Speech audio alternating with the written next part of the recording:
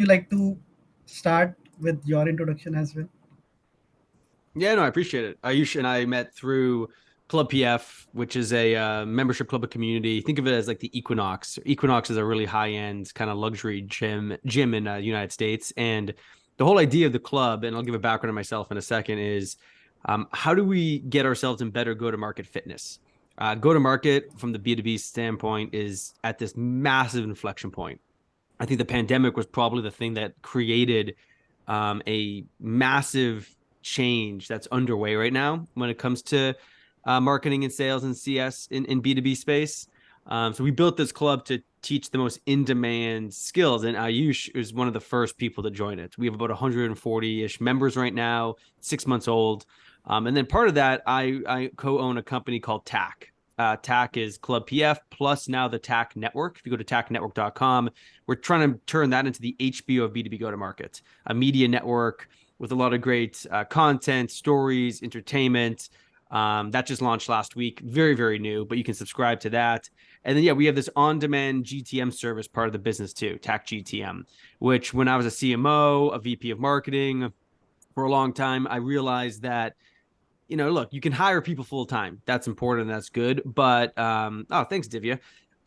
It's also, it's also not about just, bringing on full time people sometimes. Now more and more, there's this idea of flexibility, efficiency, cost savings. AI is creating that mindset shift in people's minds, but also from a talent standpoint, right? Talent, you don't always need someone for 2 years to do something. You might want to find someone who's great at something, ton of experience, but for only 3 or 6 months. So that's the on-demand GTM side of the business. That's TAC, and that's like Uber for go-to-market leaders. Right, we're Uber. We have people that are a part of the crew that are the drivers, and we help you get to your destination as a CEO, co-founder, etc. So my history though is in marketing.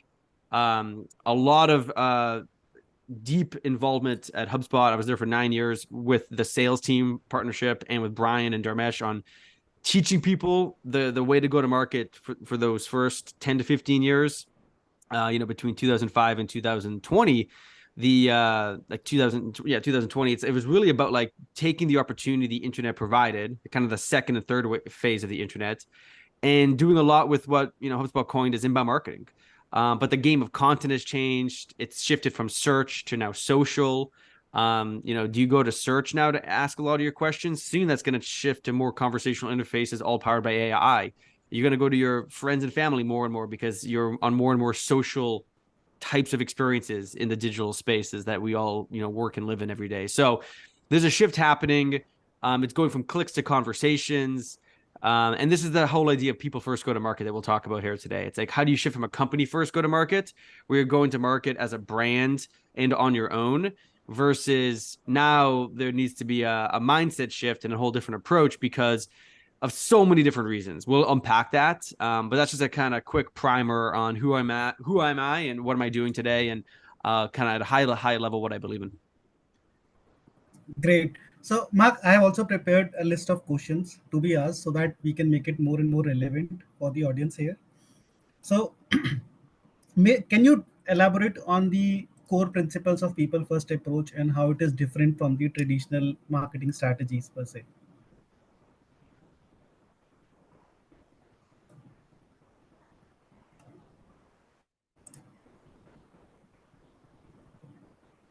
His voice is not coming.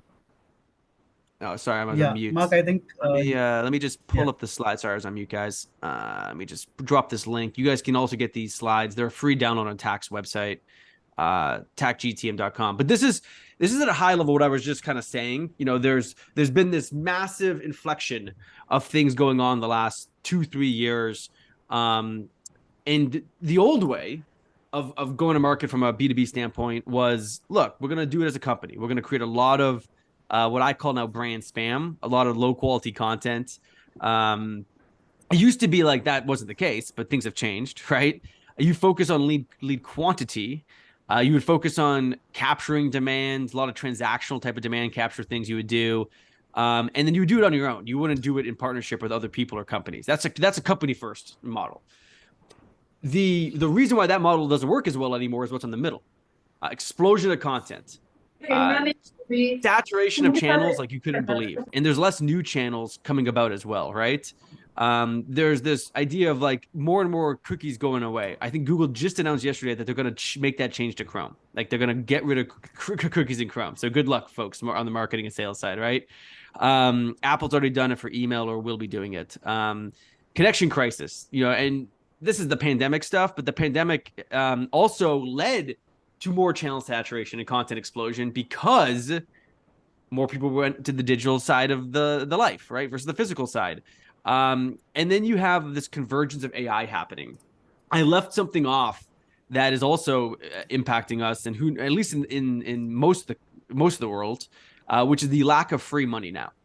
And that means, interest rates are, higher than they have been in, say, 20 to 30 years now. I think 30 years. So doing business, the headwinds are intense. So with people first go to market, it's about taking a completely different tack, a different approach, where it's focusing on meaningful, authentic interactions.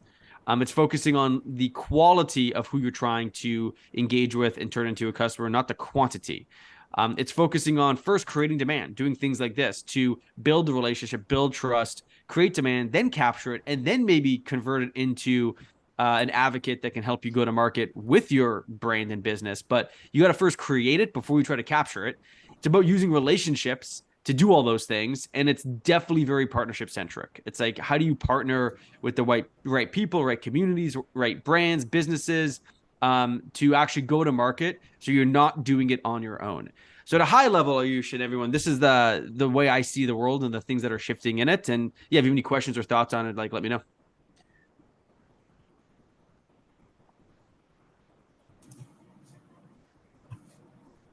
Any questions, guys?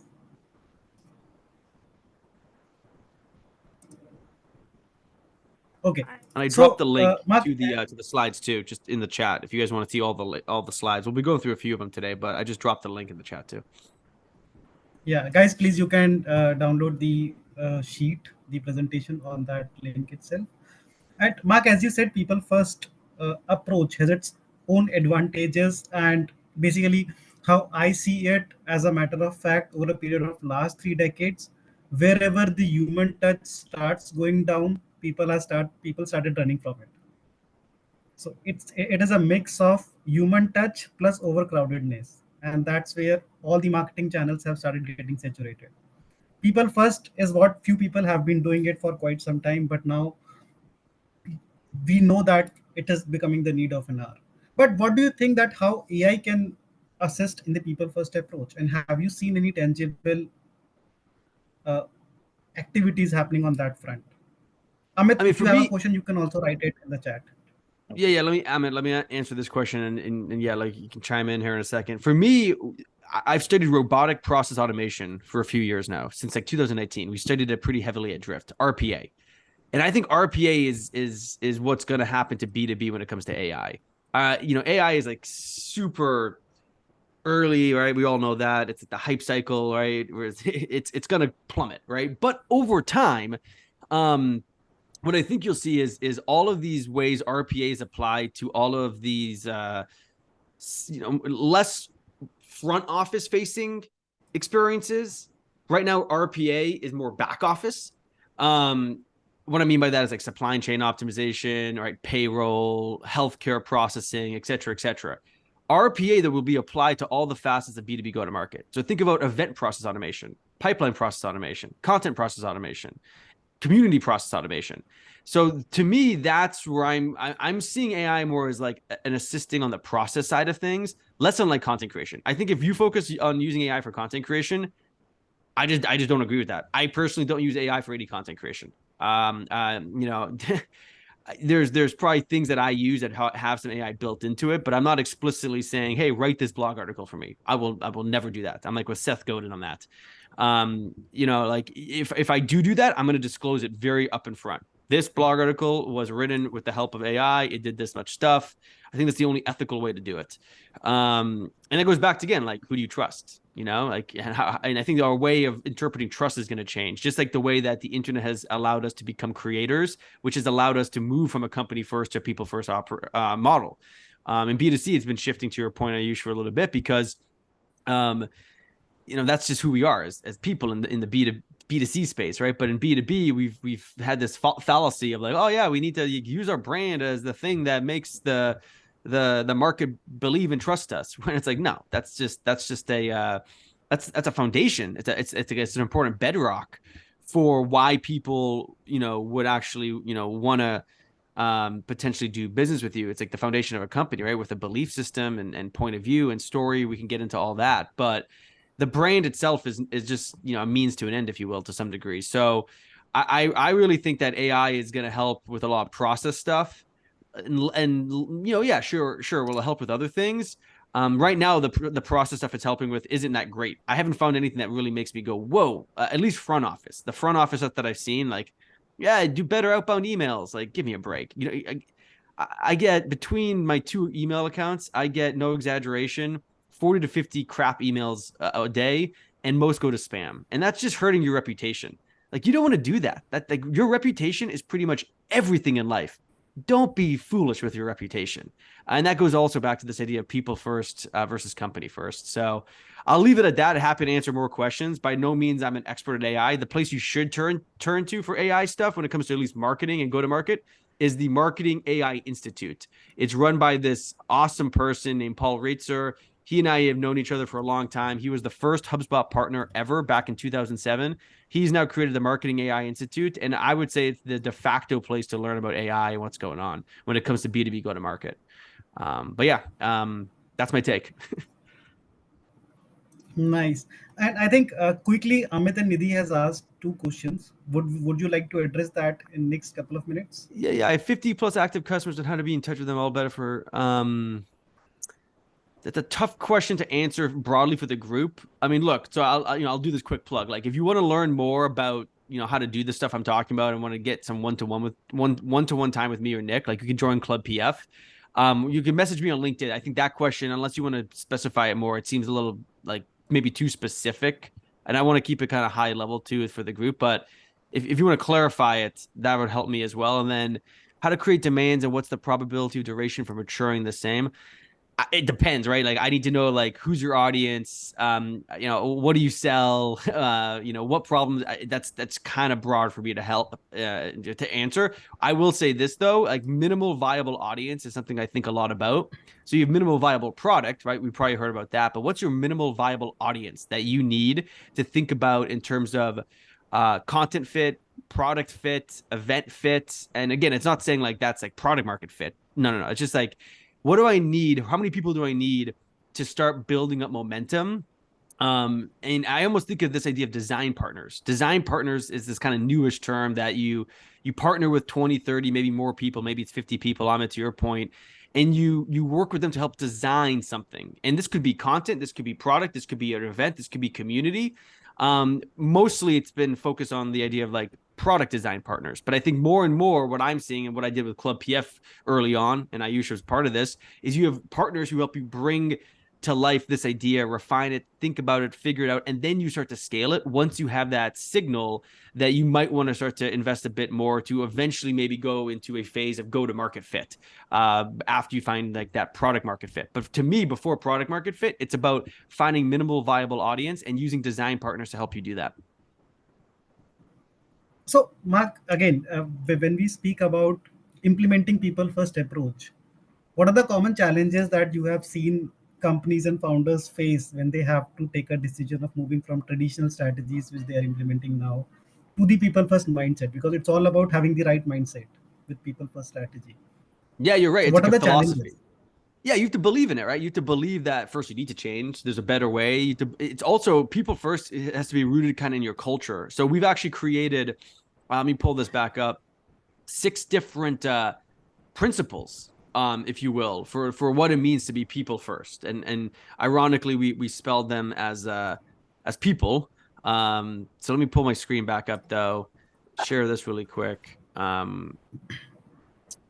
So this is how we think about people first go to market. First, it starts with people, right? It's about how do you be collaborative and supportive of other people? Like, if you don't fundamentally believe that, that you need to create this level of collaboration and support, both within your company and outside your company, don't even bother with this. Then second, you need to do it from a very empathetic lens. Just be nice, be kind, be thoughtful. Add value first, then try to get value or ask for value. Add before taking. Third is being original. This is a very important piece to people first.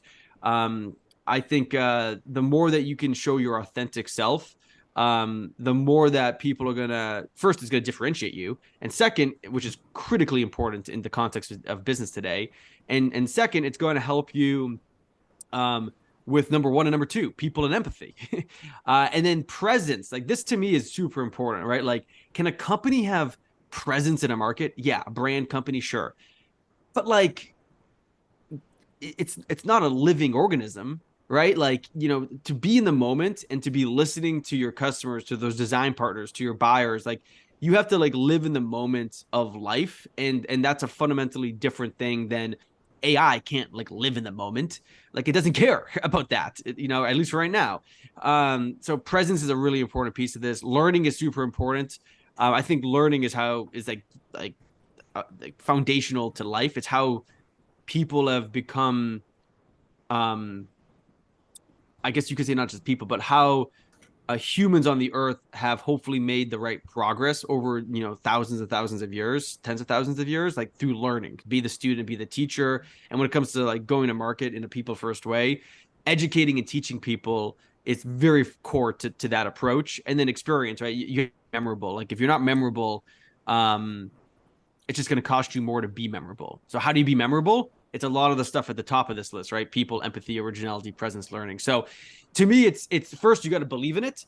And then second, you have to understand it, right? Like, I always say you got to study the system, understand the system, and then change the system. If you try to change the system too soon, it might not work because you don't understand it or haven't studied it, right? So right now, what we're trying to do is help people study this new way, understand it, and then, in some cases, we have companies that are actually making this change, and there are some companies that have already done this, right?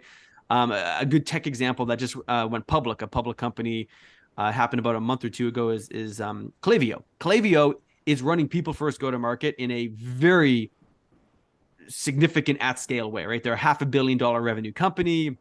They run this model to the T. Happy to unpack that if you want, but that's a prime example. HubSpot's a prime example. Salesforce is a prime example. Right? There's a lot of companies at scale that do it. There's also companies within or not even companies, small businesses within my small city that do it. I have a fishmonger, someone who sells fish, right, and sells shellfish. He is doing people first go to market as well. Is he doing all 7 components of the model? No, he doesn't need to, but he's doing some things each and every month and each and every quarter that are creating partnerships between his business and other businesses in the city. He's doing stuff on social. He's doing stuff with content. He does his big event every year, right? It's people first at the end of the day. So this can be applied at any company, any stage, any scale, any size. It starts though with like, what do you believe? So Mark, Anirudh has asked a very interesting question. You can look at it. Oh yeah. No, I disagree. It actually starts with a higher velocity, unless you don't think about partnering, right? So like a lot of people think, well, I got a cold start problem, right? There's a whole book about that now. Like, how do I get going? Well, first you got to start creating, right? Like you either got to create content or a product or an event. When we think about the offers that make up the model, you got to think of it either as like, you got to put something in the market, either content, an event, or a free product, or a paid product. I maybe want to recommend that a paid product out of the gate, unless you again have those design partners working with you on it. But you need something to show to the world that you have something to say, that you have something to believe, that you have something of value to add, and then you have to ask yourself, like, hey, who cares about this, right? But before you even do that, that's not even step one. Step one is like, what is your story? What is your story? What's your point of view that helps you craft that in a way to then share that with an audience? And then to get that spinning faster, if you're literally starting out from the get-go, you got to find people who you assume would believe in that story, would think that story is interesting, and see how they could potentially help you with that. Ayush is a good example of this with Nick and I. He believes in this. He's helping it. He's brought together this group of people around this whole idea and movement. Perfect example, right? We're living and breathing this example right now related to this question. So, it all depends on the context of, again, stage a company, scale a company, and many other things. But to me, once you start the people flywheel, which is the ultimate outcome of the model, which is word of mouth flywheel, how do you create more word of mouth? How do you create an ecosystem around the brand, around the business? How do you strengthen the durability of the brand? That's all the outcome of this people first idea. To start with, though, it's about like, the 1+1 = 3 thing, right? Like Ayush and I 1+1, and now he's helped equal not just 3 but look 20 plus of you. So that's how I would think about it. Okay. And Anirudh, if you have any follow-on question, you can put in the chat. Divya has a question. Meanwhile, we can just pick it up. Yeah. So you mentioned a couple of things, pretty interesting. I'm just trying to connect dots here. So you mentioned, it's about getting the flywheel going.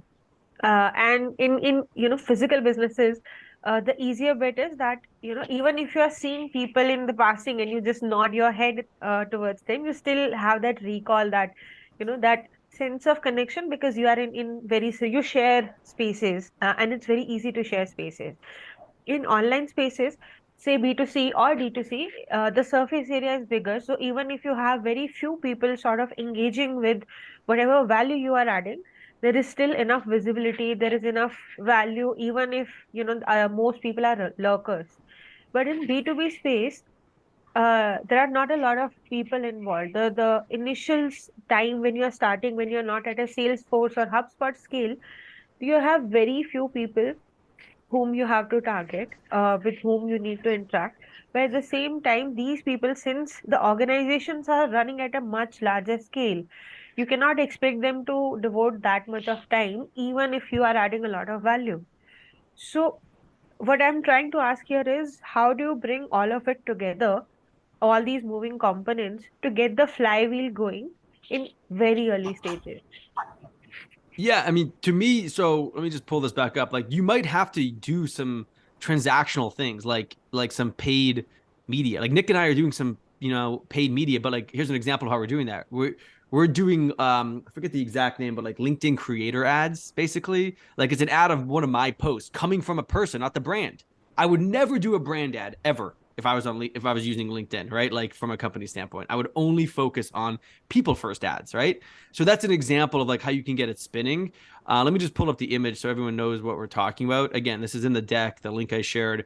But like, you have to activate the community, and community is not the one you own. Community is this. Community is LinkedIn. Community is Facebook. Community is the in-person stuff you go to. Community is all the unowned or rented places where engagement happens, right? And you're trying to create followers, engagement, and leads, right? And to do that, yeah, you might have to do some of the more traditional transactional type channels, but you can still do it from an approach that's different, where I create a piece of great content. That's going to be the thing that helps me start to get the conversation started, to create the demand. And I use that in a place where it's a private Slack community or whatever it is. And I start to like seed that, right? To me, though, this is my point on design partners, Divya. Find 20 people who could be your design partners to be the initial thing to get going. I'm a huge believer in this idea of design partners.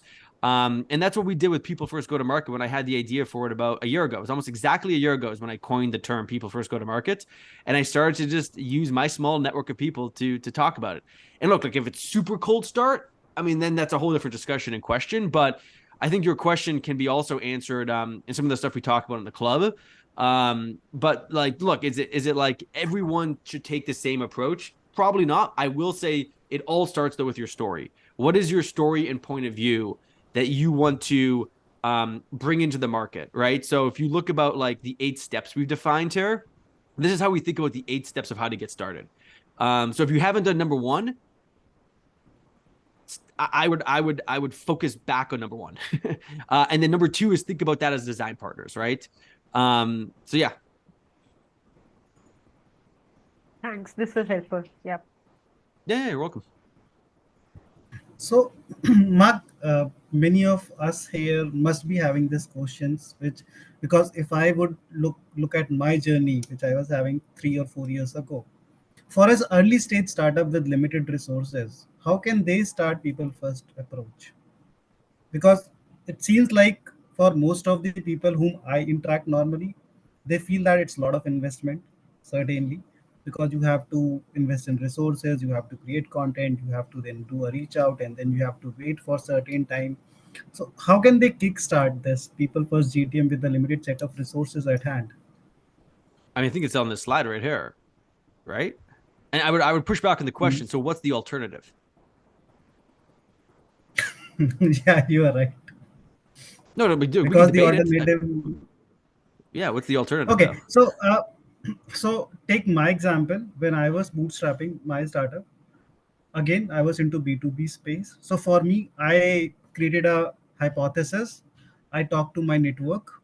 I got a validation on that hypothesis. I improved on the narration of that hypothesis, and then I started talking to people about it. Fortunately, with 10 or 15 engagements, I also created a value for them by involving them to have higher value just through the content that I'm sharing with them, also getting a service from me. And then that is how the loop started for me. So I was actually doing people first approach when I was bootstrapping. You followed this. You followed the steps almost to the T. Then congratulations. Yeah. Mm-hmm. So yeah. So I mean, what's the alternative though? That's Like where if someone doesn't believe in this, yeah. like you could use paid ads. You have to throw money at the problem. So the way you start a business is it money, time, or both? It's kind of like and there's a traditional way, that you could try to find product market fit or whatever, but like I don't know, like money's not free anymore. It's harder and harder to get people's attention. We're the attention economy, if you will. I don't know, like I haven't heard something that, and I'm sure there's different approaches, right? These 8 steps are not by any means saying these are the perfect 8. No depth, no. Like, but I can tell you that from what HubSpot did, what Salesforce did, what Drift did, what I was trying to do at AirMeet, like these work, right? There's a lot of success stories. Can you do it the other way? Yeah, you can, and there's success stories with that as well. Look, it's all about what you believe at the end of the day and how you approach the problem. Yeah. Deepa has a question. How do you usually take the feedbacks? What do you mean, I guess? Can you clarify that? Deepa, you can unmute and ask. No, like I have WhatsApp communities, like 2 communities, and it's very difficult. Usually I put a Google form, but not many people really answer. So what is the challenge that you're facing? And so I just want to know, is there any other channel or any other ways in which you can really ask how they're feeling about the program, and how do Yeah. I go about it? So Nick and I have a rule. We talk to 2 to 3 Club PF members every week, one-to-one directly. We also offer that as part of the membership. You get one meeting with Nick and I every 90 days for 30 minutes. That's how we get that information, Deepa. You got to do things that don't scale. At some point when you have critical mass, 500,000, I don't know, 10,000 people, you might be able to use those surveys as some type of signal, but I still think even then you want to be talking to people, right? It goes back to this like obsession around customer first, people first, putting the people at the center of everything. So we take that approach and it's worked out pretty well. Okay. You could Since you're talking also about another alternative, tip. so Nidhi has. Sorry, go ahead. So Nidhi has asked a question based on what alternative is there, as a question of that only, that for IT products we get leads mostly by LinkedIn. So what's the right approach to connect via LinkedIn? Yeah, just another quick He's thought asking. for Deepa is like you could also onboard every new member into the community for some time. A lot of companies, so for example, like Superhuman, that email product, they did that for a long time, and that was a massive reason why they were so successful. So again, doing things that don't scale is a very important thing to do, in my opinion. And it's what we did at HubSpot and what we did at Drift. Can it last forever? No, but I would definitely look into it. For IT products, we get leads mostly by LinkedIn. So what do you mean by LinkedIn? Is it paid leads from LinkedIn? You're paying for those leads basically through ads? No, hi Mark. This said Nidhi. My question is basically we try to get the leads from the LinkedIn without paid, using normal LinkedIn. So we try different permutation combination to get their mail IDs, official mail IDs. So what should be the first approach? Shall we connect them through LinkedIn, sending that 300 letters message, or we should try to send mails to them at the first level? I would do For none of that personally. I think that's spam, honestly. That sounds pretty spammy. yeah, it's a kind That's of spam. That's true. So, yeah. if you can help us to, get a thought process, what should be the right first approach to get that first point of initial start to connect? I think this is gonna be a bigger conversation. If you want to join the club, I'm happy to give you some advice on that. But like to me, it starts with like, what does the company do? What does it believe in? How is it different? What's its story? What's its point of view? You might be able to use that as a Sure. hook from like your I more will pure do cold that. outbound. But I think of outbound in 3 different ways now. It's like cold outbound, warm outbound, and hot outbound. And I think doing cold outbound like that is again slippery slope from a reputation standpoint and other things. So thanks for the question, but I would advise trying to find a different approach. Yeah, Nidhi, you can get in touch with me as well. I'll also guide you how to connect with Nick as well. Okay. So, Mark, again, another question. So, when you talk about the people first approach, the challenges, and the companies which have successfully implemented this, what kind of metrics are important to gauge the success of this? Because it's more human oriented, it's more subjective also, because there are certain attributes that you can't measure when doing people first approach. So, what do you think is the are the right metrics to gauge the success of this initiative? Yeah, I mean, initially it's those three on the image right here when it says community-led growth, creating demand. How many people follow you, right? How many people engage? And engagement, there's a ton of different ways you can measure engagement, so we can unpack that. One way is like subscribers, right? Subscribers to either your own email newsletter, show, or subscribers on YouTube, right? There's different types of subscribers, but then there's leads, right? And like the quality of the lead is what matters, right? So both at the contact fit level and account fit, if we're talking B2B. And then there, it's like the traditional funnel type stuff, right? Nuance with members, right? That's like your owned community when it comes to capturing demand with member-led growth and the owned community that the brand builds to bring people that are having these conversations or engaging at the very beginning of the whole thing into the relationship at a deeper level with the brand. But for me, these are the 9. I mean, if you go through some of these slides, we get more detailed in some of the metrics. I can maybe pull up a slide that talks about these 5 at a high level. This is how I think about revenue creation. I think of it in volume, velocity, value, conversion rates, cost. I need to think about those same things when you take a people first approach. So it's like, for me, it always starts with volume. You need volume before you can care about anything else. Then it's like, well, how much volume is happening? What's the velocity of things happening? What is the conversion rates of those things? How much are things worth from a value standpoint? Average contract value of pipeline, of closed won, of expansion, whatever. And then how much is it costing you across these different parts of your marketing and sales and success, kind of motion. So to me, it's this, and then it's always like it depends, right? When you think about go to market, given what the business does, who it sells it to, the stage, etc. So hope that answers the question, Ayush. Happy to clarify anything though. Yeah, it clarifies my answer, but if anyone has, they can ask. Certainly, based on my experience, what I have identified is for some the even the engagement is varied depending on the audience we are talking to. So, take a simple example: when it comes to senior leaders, we can't measure the engagement from the activities they are doing with us. It's the time span is different on which they are engaging with us. When it comes to B2C audience, the engagement is quite higher because they have the time, enough time that is required to interact with. Take a simple case: Deepa is running a community in which parents are there, so the engagement is quite frequent in that community. Now there's another community which also I know of business leaders. There the engagement is low, but everyone is active.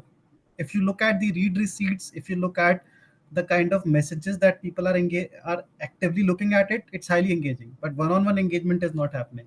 So do you think that metrics also is important to look at, that what is the right metrics important for my member persona which I'm looking at?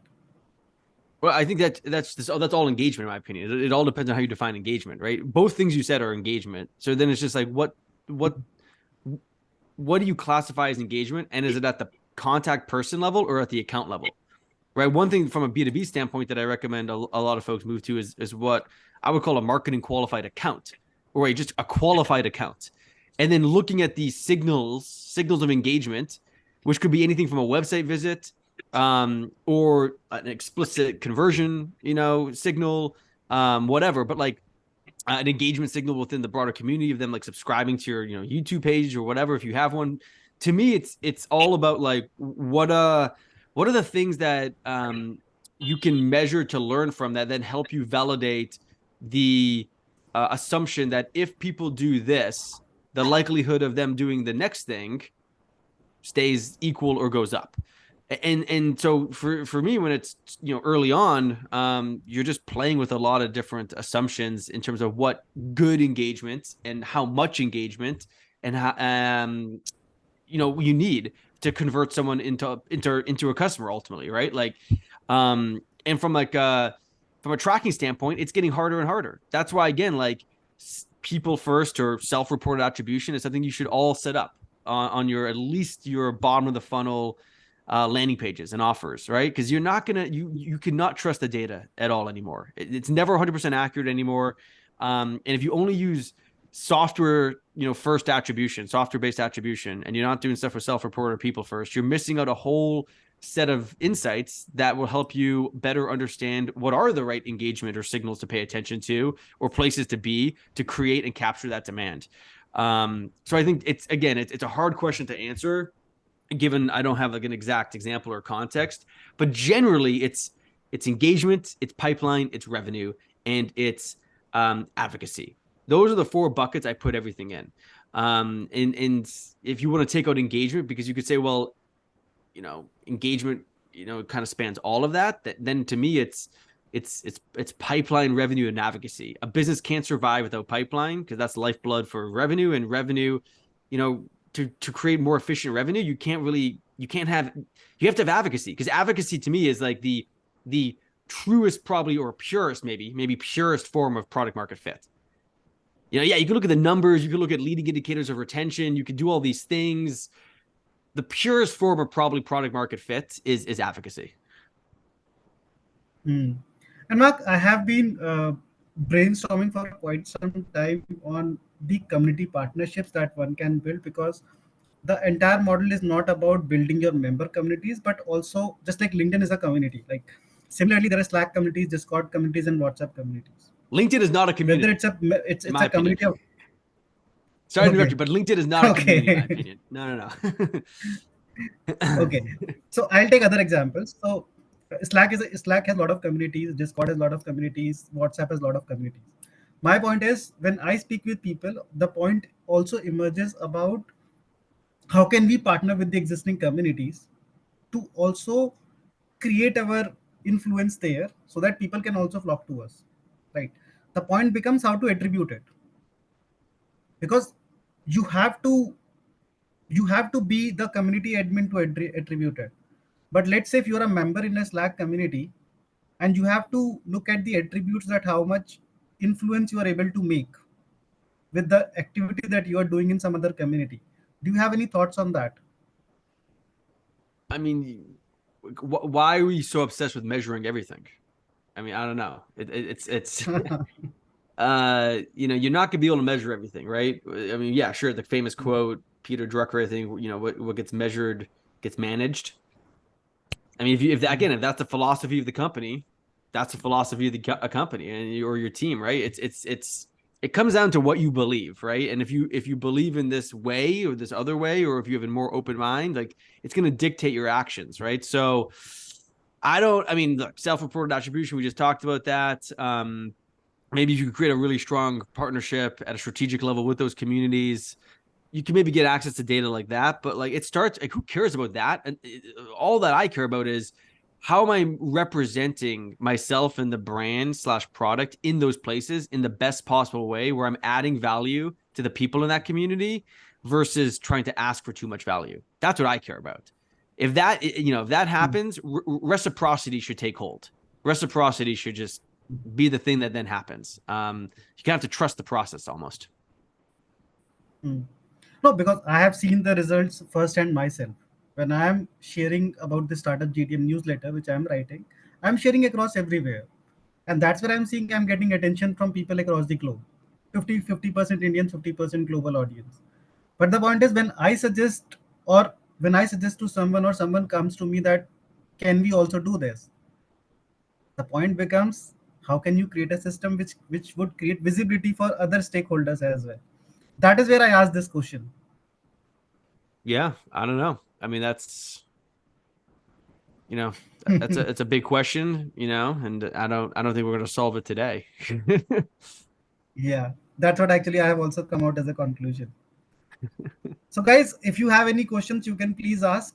Otherwise, I'll ask the last question because there's a hard stop after 15 minutes per mark. Yeah, happy to answer anything. I'm an open book. It could be about anything. HubSpot, Drift, lessons learned, things I would do, not do, whatever you want to know about. Doesn't matter.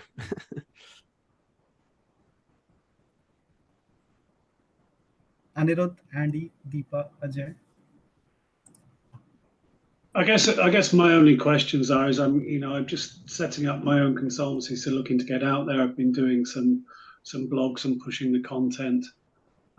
People have suggested maybe doing video with like free training advice, things like that. Is there anything that particularly works in that type of very much startup environment to get the word out there? I like all those ideas. I mean, to me, it's about humanizing yourself because you are the company, you are the brand. You got to really put yourself front and center and like how you like bring your service to market. So I think that's spot on. I will say this is an interesting take. A lot of people talking about like influencers, creators, especially in the context of B2B. Here's how I think about a blog article today. I would, and I'm doing this with some TAC customers. Nick and I do this all the time. I've been doing it for actually 6-7 years on LinkedIn. You write for LinkedIn, and look, it doesn't matter if you have 50 people as your followership or 50,000. It will grow, number one, if you do this on a consistent basis. But you write something on LinkedIn, and for the most part, unless it's like pure cold start, you will have some people that follow you, and you will get distribution. And say you actually don't have a ton of distribution, and you want to pay someone, say $500, that believes in your point of view and story, going back to step one of the whole way you get started with people first go to market. You might want to pay someone $500 who's got 20,000 followers to do a post that is the equivalent of a blog article today, but you get instant distribution. Instead of writing a blog article, do it on LinkedIn or do it in a community that has your again minimal viable audience in. Partner with them and pay someone to do that, again aligning with your story and point of view, and then use what they wrote and ask them for their permission to make sure it's okay with them. But like use what they wrote, then put that on your website as a blog article. It's inverting a lot of the stuff that, again, I used to teach people this at HubSpot. Go blog, do these things. But because how we behave as people has changed and how the technology and channels have changed just within the last 3 years, even 1 year, I would not blog in the traditional sense anymore, unless you have a huge amount of equity in search and in your blog already. Trying to blog, though, from the get-go today, unless there's a huge amount of white space in that particular set of terms, is a very, I think, wrong approach versus doing it from more of a social standpoint and then backing your way into search over time. So hopefully that answers your question, Andy, a little bit, and gives you a tip where it's like, do what you said, but do it maybe a little bit more purpose and thought that aligns to your point of view, your story, your approach, how you're different. Find someone or people to partner with, do it on a place like LinkedIn or wherever, or do the same thing with an event, a webinar like this or whatever, and then take that, use AI tools to transcribe it, edit it, and then put it on your website. Yeah, I mean, the point of my blog is more on the LinkedIn part rather than the search type part. It's more about distributing that content. When you say about finding somebody to distribute it, how do you go about finding those people? You just gotta search in the places where you think they are, right? And then you start to, over time, that's where there's a little cold outbound, if you will, right? Be like, hey, look, I love your stuff. I've been following you. You engage with some of their stuff. You share your point of view with them, and you'll get some bites, right? You'll definitely get bites. Will everyone respond to you? No. Maybe there's someone in your network that has that knows that person where you could use them as a place to get an introduction. Very people first, right? Approach. But I think it's just kind of exploring and participating first, right? In that community, right? Or communities or places on the internet or in-person, locations where those conversations of those people are participating and talking, and then slowly making those introductions through you or through someone that knows them. Mark, Deepa has asked a question. Yeah, I mean, I don't know too much about WhatsApp. I use WhatsApp very little. It's not very common in America. In terms of like a common communication channel, we use it a lot just for talking to people overseas. I'm not an expert at that, so I don't think I'm the best to answer that It's just a question. community. It's like it's an online community. There are over 1,000 parents, and I have 2 such communities. So just like any other community, it's just a lot of people there. So what I think of WhatsApp though, it's just like a stream of messages. Is that what this is, or something different? Yeah. Yes, that's right.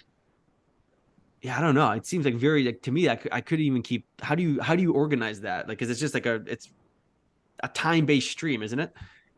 It is. It is.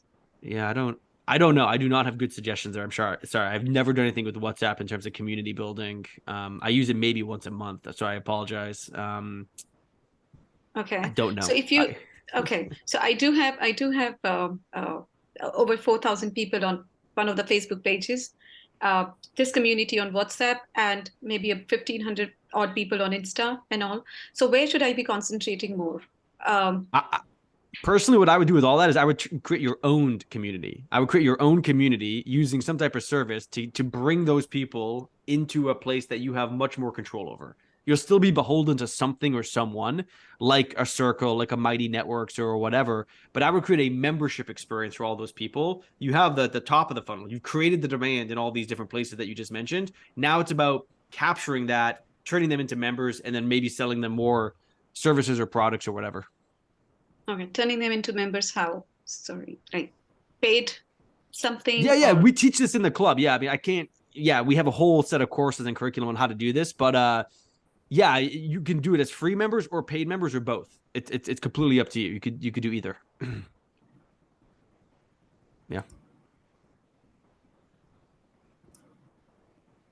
Pulkit has a question. Yeah. Hi, Mark. Hello? I joined the conversation late, but just when I jumped in, we were talking about content and distribution. So my question is more centric to that. And I'm gonna use the context of the juice. The juice is backed by Sangram and is all about curating content centric to B2B buyers in the Martech space.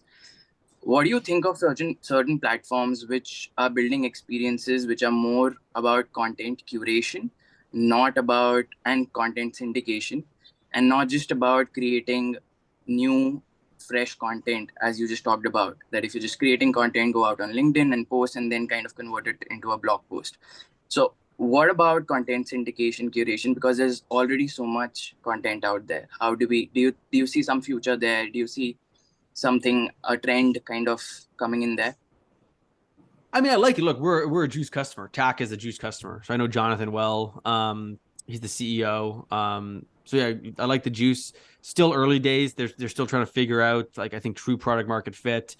My instinct is AI is going to help us create new channels, and AI. If I was going to do anything with content syndication, it'd be a AI first platform that can create and suggest the best types of content and education for you as a person in a very new, novel way that I have not seen. And look, whoever invents this is, I think, should see some good success, but something that's truly machine learning based. And you can ask it questions, but you could also rely on it to give you content. This could be a new type of search. This could be a new type of syndication. It could be something.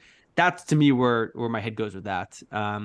Outside of that, I think there's going to be more and more niching down, unbundling of social platforms like LinkedIn, and even messaging communication platforms like WhatsApp or Slack, where there's going to be a niching down of communities, like you see with, say, Club PF or whatever, right? And for us, we believe in the idea of like matching undeniable things that are influencing how we consume multimedia as just people. So that's why we built the TAC network. So I think more and more companies will think about curation, probably not syndication, but curation in different ways as well. And it is all wrapped up in this idea of people first, go to market. Got it. Divya has a question. Divya, would you like to? Yeah. So I agree. I also don't believe that LinkedIn is a community platform. But when you were talking earlier about the flywheel, and in that, when you mentioned channel of community-led growth, you talked about LinkedIn followers. So I'm just trying to reconcile a view here, because a lot of people, there is this view brewing. I think Brian talks about it a lot, Richard talks about it a lot, where they talk about community everywhere. So how do you, and if, for me, I personally believe that at least there has to be an option of one-on-one and two-way communication, which is very easy, not just between the brand and the particular user, but also amongst other users. That's one key factor for me. So how are you reconciling this, and what's your view when people are treating social platforms as community, and also social platforms are trying to build in community features within themselves? Well, yeah, it's a good question. I mean, community is a loaded term, right? So community-led growth, the way we define it, is all of the places online or in person where conversations and community building is happening. Community-led growth, though, is the tip of the spear, and it's not something that you own. You do not have any direct ownership of any of that, right? Like they're all rented, unowned. They could go away in 2 seconds, right? But when you have something that you actually build and you create your own community for yourself, and a group of people as a brand, that's when we think about member-led growth, right? You're creating this direct ownership and connection with people who want to engage deeper, right? Like right now, this is community. What we're doing today is community, and it's happening on Zoom. LinkedIn's a channel, Zoom's a channel, Slack's a channel, WhatsApp's a channel. And those are places where you can use those channels to foster community-led growth. And you can measure them, some of them. Like Zoom, we can at least see how many people showed up, how many people attended, how many people registered, how many people engaged. And then if Ayush did this enough, he'll start to figure out the signal to noise. This many people will eventually become my customer, et cetera, et cetera. And it's a growth model. You start just looking at the growth model, and that's what we call it, community-led growth in the model. I guess to your broader point, it's all about like how you define things and like what lens you put over something. And that's where there's confusion maybe in the marketplace. Great. So we just have 5 minutes with Mark. So I'll not ask the last question, but if you guys have, please ask. Okay, so Mark, I have one last question. If I can have 2 minutes of you there. So Yeah, please.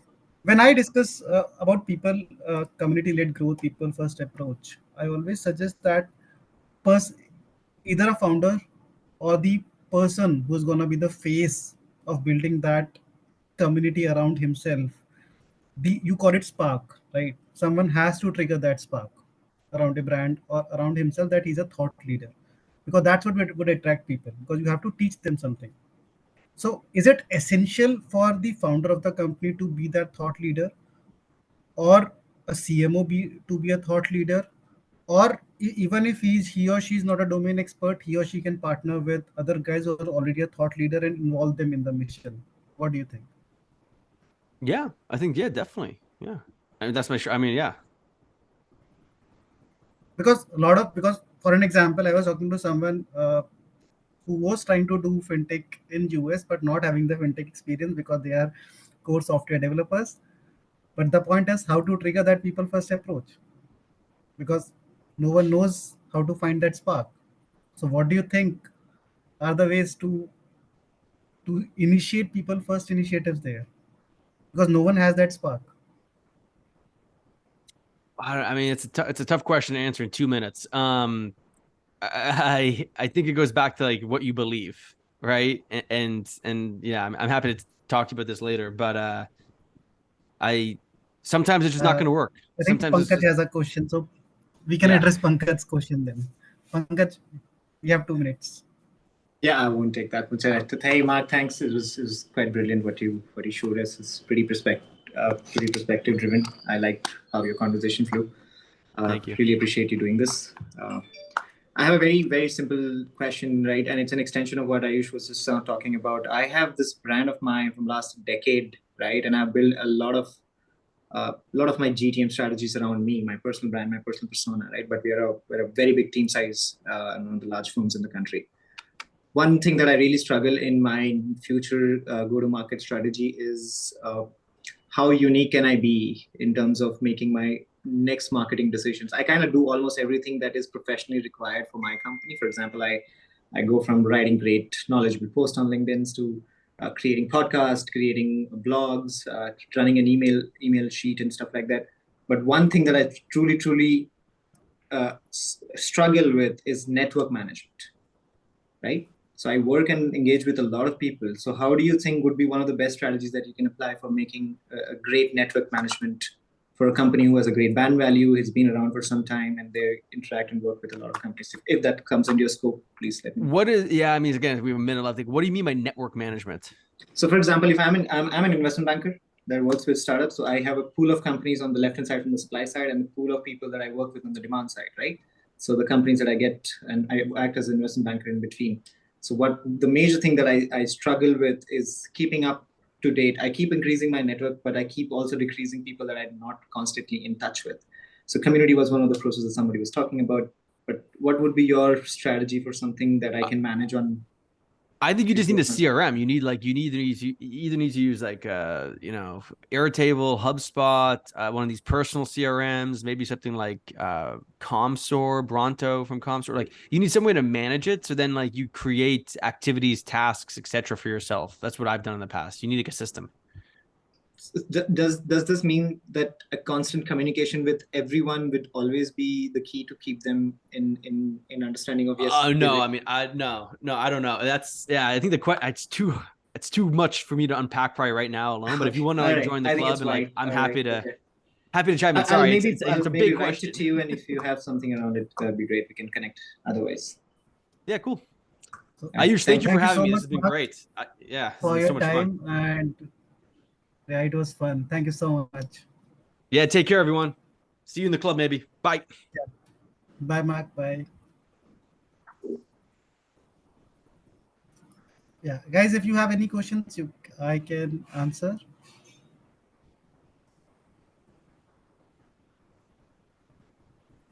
Thanks, Ayush, for setting this I up. just want to say that it was a really good event. Like very, like small, very. It felt very, personal sort of, rather than larger events where you are just, listening to the speaker and just, sitting silently on mute. So it was a nice event. Thank you for doing this.